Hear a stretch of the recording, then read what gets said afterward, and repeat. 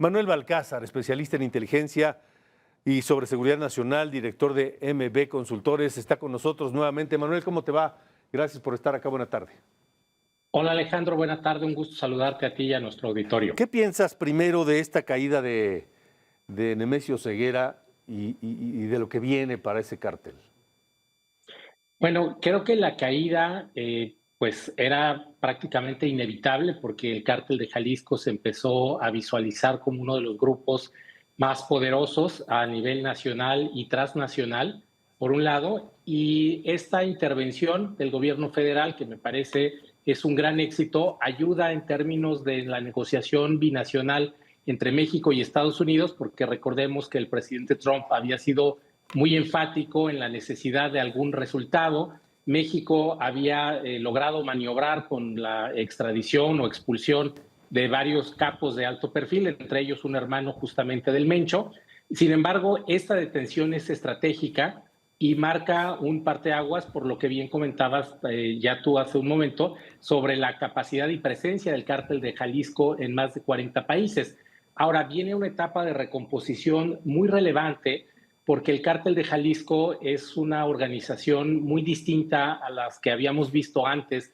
como el cártel de Sinaloa, por ejemplo, y es distinta principalmente por el momento histórico en el que le toca el auge en el liderazgo criminal. Es un momento en el que hay un proceso de tecnologías disruptivas al alcance de los grupos criminales, porque hay un proceso de expansión criminal transnacional muy fuerte y porque hay también cierto rezago de las autoridades, particularmente en América Latina, en comparación con los recursos, el acceso tecnológico y las restricciones legales a las que tiene acceso un cártel, y también la estructura de control territorial que cuando el cártel de Sinaloa estuvo en su auge, pues no tenía tanto desarrollo, tanta presencia como se puede ver actualmente con el cártel de Jalisco Nueva Generación, que la base está en la cooptación de mantos de protección institucional a nivel local, tanto municipal como estatal, pero principalmente en el ámbito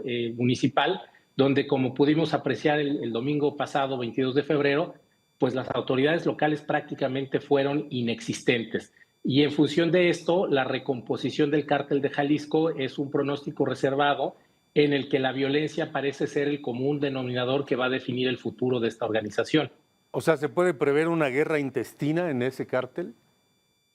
Va a ser intercárteles el conflicto que yo visualizo, porque déjame decirte que suponiendo que hubiera un balance y un entendimiento entre las 5 cabezas más visibles que están dentro del cártel de Jalisco, que es Juan Carlos Valencia González, el hijo de Rosalinda González Valencia, la esposa del Mencho, Audías Flores, el jardinero, que es otro de los más cercanos, Hugo Gonzalo Mendoza, el Sapo, el doble R también, a quien se le conoce como Ricardo Ruiz Velasco, o Heraclio o Tío Laco Guerrero Martínez. Supongamos que ellos se ponen de acuerdo, pero tenemos una presión muy importante, por ejemplo, en la zona del Bajío, el cártel de Santa Rosa de Lima, y quedaron algunas secesiones del cártel Nueva Plaza también, que en su momento fue un grupo que tuvo mucha confrontación con el cártel de Jalisco. Entonces tendríamos que en Bajío y Occidente viene esta presión. Tendríamos también la presión que vendría desde Sinaloa por parte de la facción de los Mayos, que estaría aprovechando este momento. Y recordemos que se habló de una alianza entre los Chapitos y el cártel de Jalisco, que me parece sería un buen momento para que la gente del Mayo Zambada buscara replegar esa alianza. Tendríamos también participación desde Sonora del cártel de Caborca, que buscaría ampliar su territorio. Entonces, como vemos, bueno, y en la parte de Guerrero y Michoacán, también cárteles unidos buscarían aumentar su presencia en la zona. Entonces, hay una predisposición de cárteles rivales, por eso sería intercárteles, pero también intracárteles, porque si estos 5 personajes que mencionábamos no logran ponerse de acuerdo, pues va a haber una confrontación muy importante. Ahora, ya en términos, dijéramos, de descarte de quiénes podrían ser los 3 principales, pues identificamos a Juan Carlos Valencia, o el 03 también, sobre todo porque él tiene la vinculación con los cuñados del Mencho, por supuesto el vínculo maternal que le ayuda mucho, y tiene una capacidad de cohesión importante al representar como la vieja guardia, un control territorial relativamente importante y el acceso a los recursos que, como hemos visto en la información que se ha ido generando en los últimos días, pues son sumas muy altas y considerables las que se usan para lograr controlar y cooptar todas las actividades ilícitas, extorsionar a las actividades lícitas y, por supuesto, a las autoridades. Ahora, recordemos que en el caso del jardinero Audías Flores, era el hombre de confianza del Mencho y la lealtad que él tiene es institucional y un control operativo importante, que si la apuesta es logística, él podría intentar tomar el control, mientras que en el caso del WR, pues él tendría menos presencia, aunque sí ha sido el mando más visible del cártel de Jalisco. Entonces, entre ellos tres está el liderazgo. Me parece que no tendrían la capacidad de alinearse porque cada uno tendría incentivos separados, y también me parece que este control sobre 40 países y una parte importante del territorio nacional mexicano se obedece en función de delegaciones que sí todos respondían de manera cohesionada y jerárquica al Mencho por la capacidad de ejercer violencia focalizada en lo micro y en lo macro. Y recuerdo el caso del piratita de Cancún que asesinaron, que era este youtuber que insultó públicamente en redes sociales al Mencho y lo fueron a asesinar. Entonces vemos que tenían esa capacidad y tuvieron la capacidad de derribar un helicóptero de la Fuerza Aérea Mexicana en 2015. Entonces lo mismo desafiaban al Estado Nacional, que infundían terror en los blogueros. Ese era, me parece a mí, como de los hitos del Mencho, que supo combinar muy bien los recursos de la delincuencia, y en el caso de este posible relevo, pues creo que la naturaleza y la mayor parte de la estructura se orientará al respaldo del 03 de Juan Carlos Valencia, pero los otros dos líderes pues tendrían que buscar incentivos para rebalancear la relación, más lo que ya te decía, estos cárteles externos que seguramente buscarán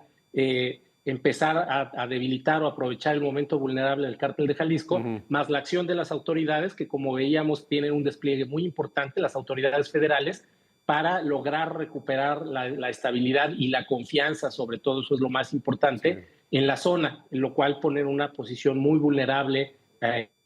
a toda la estructura del cártel de Jalisco, y me parece que cada uno velaría por su propio interés, y ahí estaríamos en esta hipótesis de un escenario de confrontación, quizá no al nivel de lo que hemos visto en Sinaloa a partir de julio de 2024, pero sí en distintos puntos focalizados estos brotes por la disputa del control territorial. Porque falta ver también, se extendió tanto el cártel Jalisco Nueva Generación que hay quien maneja pues el resto del continente hacia Centro y Sudamérica, habrá quien maneje Europa, habrá quien maneje otras regiones del mundo, habrá quien se encargue del delito de extorsión, habrá quien se encargue del delito de contrabando de combustible, del que ya llevamos huachicol, en fin, y supongo que cada uno de esos querrá su coto también. Exacto, cada uno de estos mercados criminales que tienen que ver desde aspectos de afectación a la flora, a la fauna, la minería ilegal, el robo de hidrocarburos, las extorsiones, tienen como mandos regionales, que son los que ejercen la violencia, el control, buscan la cooptación territorial y social también en distintos poblados, y si no logran alcanzar un acuerdo, me parece que ahí es donde vamos a tener este problema. Y a nivel internacional, mucho de lo que el cártel de Jalisco se dedicó a exportar era el modelo de negocios o el know-how de la operación criminal, la cooptación y el asedio hacia las autoridades, como ocurrió en Ecuador en años anteriores, donde vimos abiertos desafíos a la autoridad del gobierno ecuatoriano, y en otros casos tenían esquemas de lavado de dinero, como se alcanzó a apreciar en los Emiratos Árabes, y empezaban también con operaciones en África importantes. Entonces, todos estos lugartenientes ahora están desconectados, y el flujo de dinero que aseguraba la operación y presencia del Mencho, si no se logra reactivar en las próximas 2 semanas, que ahí estaría el éxito de las autoridades también, inhibir la capacidad financiera y de movilidad de recursos, pues empezarán a buscar su propia supervivencia, y es posible también que regresen estos esquemas más agresivos de extorsión, de cobro de piso, de apropiación ilegal de recursos, eventualmente algún secuestro. Entonces, creo que eso está por un lado, y el otro es vender la franquicia Cártel de Jalisco Nueva Generación a pandillas intermedias en distintos puntos, que ese es otro de los negocios menos explorado, pero que en esta necesidad de ver quién se queda con qué y de política de reparto de despojos criminales, es probable que empecemos a observarlo también, sobre todo por lo que te comentaba, Sí. los gobiernos locales han estado ausentes en todos estos momentos de crisis Ah, sí. nacional Ajá. y sí, totalmente ausentes y en información igual. En el mejor No, de no los hay casos ausentes, en otros cómplices. cómplices, ¿No? Sí, totalmente, bueno. sí. Y no solo en el despliegue, también en la ausencia de información, y ese es el reto que habrá que Sin duda. superar. Manuel Balcázar, gracias siempre por tu tiempo para nosotros. Gracias a ti, Alejandro. Bonita tarde. Hasta luego, buena tarde.